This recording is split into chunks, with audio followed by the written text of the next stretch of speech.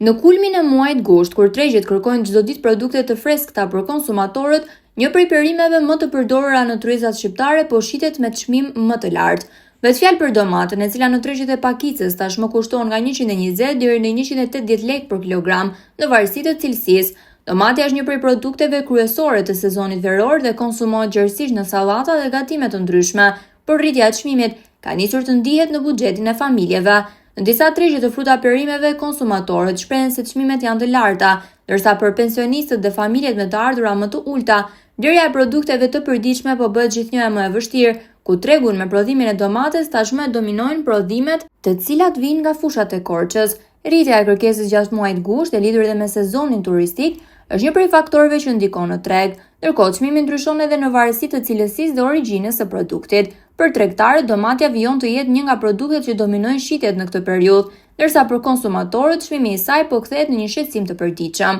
Në një sezon kur kërkesa për produktet e freskëta është në rritje, 1 kilogram domate tashmë mund të kushtojë deri në 180 lekë të reja, duke bërë gjithnjë më të ndjeshme rritjen e çmimeve në tryezën e konsumatorit.